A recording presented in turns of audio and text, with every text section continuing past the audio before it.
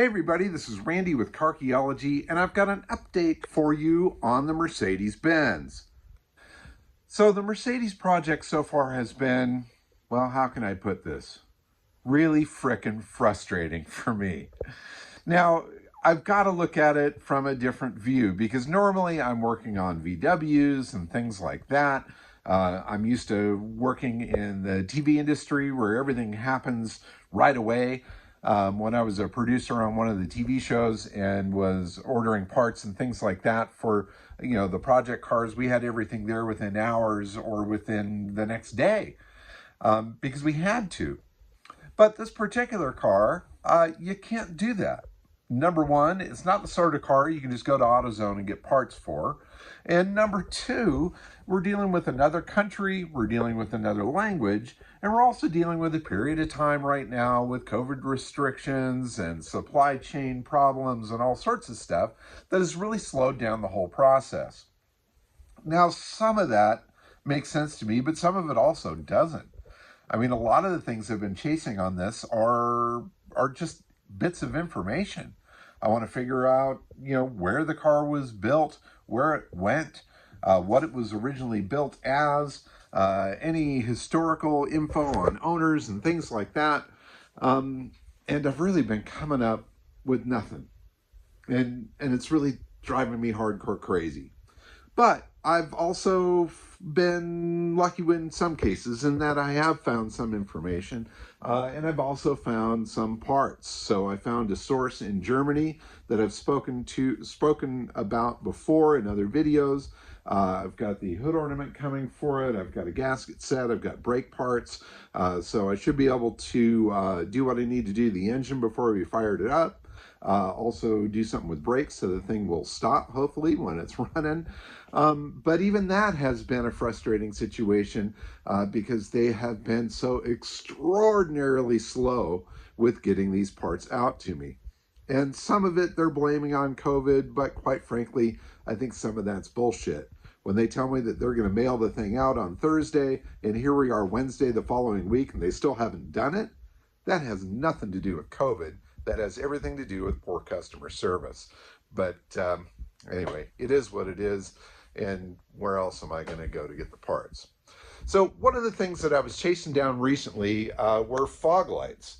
So let me bring you over here and I'll show you what's going on with this. So these fog lights that came out of the barn where the car were are a little screwed up. So there is a brand on here. NoTech is the brand, and that company was known for doing their anti-aircraft lights and things like that on military vehicles. And when I was looking at this one particular light and had it apart, I realized that the lens looked like it was actually kind of homemade. So it's got a fluted texture to it there, but it didn't fit in there quite well, and it also didn't match up with photos that I saw of different lights online. In fact, I think the lens should have a curve to it that's kind of similar to the headlight, something that bows away from the body of the light a little bit. And I happened to find one online that I was really excited about in England. So I ordered it up, I paid up for it, paid for shipping, waited for it to arrive, and it just showed up the other day, and here it is. And it's awesome. You can see that lens bows out away from the body there. It's got the NoTech marking right there on the lens. It's got the same little 4 dots on the top. So while it looks identical to what's there, the problem is this.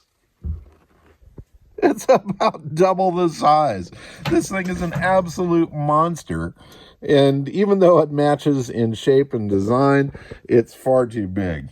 So a failure on my part. I did not get the right light. So 1 step forward, 2 steps back. I still need to find the correct fog lights for the front of it. I still need to wait for these items to come from the supplier in Germany. And I am still waiting for information from not only Mercedes, but Romech on the history of the car. Now, at least up until yesterday. So I had sent in information to Mercedes Classic Center here in the US months ago, trying to get information on the car. And they said they were going to send to Germany, find out what they could find. I've sent a series of emails to them asking if there's any updates, have not gotten anything. And it's just built up to a frustration level where I just want to scream. So yesterday, I screamed. I threw something out on the internet, trying to find anybody that could help me find information on it. And I had a follower contact me with some contact information for the Mercedes Museum in Germany and suggested that I email them directly. And so I did. I had an email address for somebody within the Daimler Corp, and I sent them the chassis numbers and information on the car. And this morning I woke up about 2 in the morning. For some reason couldn't sleep. I grabbed my phone and I looked in the email, and there was a response to my email, which was miraculous, because normally when I send something off to anybody in regards to the car, I don't hear anything for a month. So they were asking for ownership information, which I sent them right away, and then I went back to bed. And this morning I woke up to another email from them with actual production information on this car. Now, on the tags on the cowl, I can tell it's a 320 model. I can tell it was built in 1940. But in looking at the car and looking at photos of other models and that sort of thing, I thought for certain that this started out as a Cabriolet B. Now, that would have been a 4-seater convertible, so a full back seat, not a jump seat. And that Romech would have modified just the back of the car and turned it into the look that it is here. But what blew me away from the production information is that this car actually started life as a Pullman limousine. Now, the Pullman limousine was the longest Mercedes that they made in the 320 line. It's a 130-inch wheelbase, which matches up with what I've got here, but the body extended way off behind the back of the car, and it made basically a 6-seater car. There were jump seats in the back seat that folded forward, and it was a full, big monster limousine. Now, that totally blew me away. I mean, I thought it was just a Cabriolet that had been mildly modified, but it turns out it was a limousine that was completely modified. So that changes everything when it comes down to what Romech did to the car. Initially, I was thinking it was just those small things, but now it turns out that they basically built the entire body of the car. So everything, windshield frame, cowl, doors, the whole back of the car, even the hood appears to be different from what the Pullman was. The front fenders look different from the Pullman. Everything about it, save for the grille and the engine and, well, quite frankly, the chassis, is different on this car than on the production car that it started out as. So that was really an exciting thing to find out, and it was kind of a game changer for me in a couple different ways. The other thing that was interesting was to find out where this car was originally shipped. So it left the factory on March 15th, 1940, which was pretty early in the year, but it was also pretty close to the time when the Mannheim plant changed over to war production. Now, I don't have exact dates, and I've seen some variance in what I've found online. Some people say that it stopped in June. Others say that it was actually in March. So I have to verify that. But it could be that it is one of the last production cars or passenger cars to roll off the line at Mannheim. Now, it also shows that it was originally delivered to Berlin.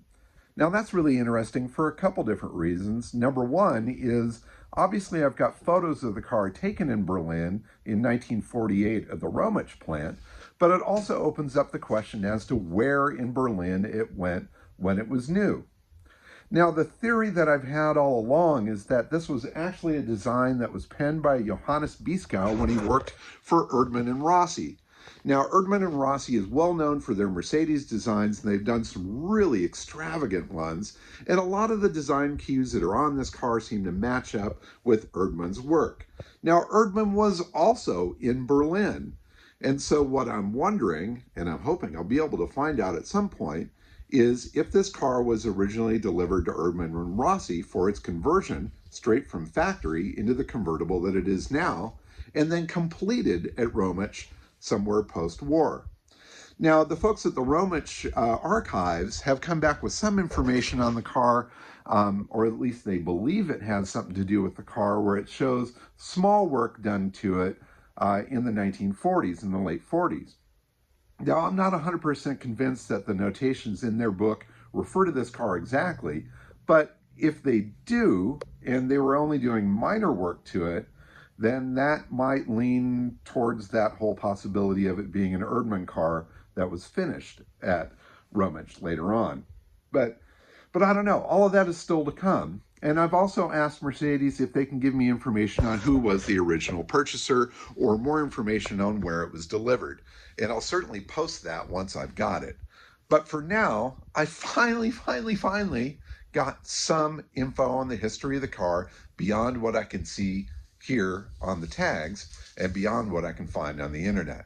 So it was built in Mannheim, Germany. It left the factory on March 15th, 1940. It went to Berlin, Germany, and it started life as a Pullman limousine. And it's obviously no limo anymore. In any case, that's the update for the Mercedes and at least a little bit of information, and I hope to find much more on the history of this car. Thank you so much for watching. Keep on digging them up and driving them. Bye-bye.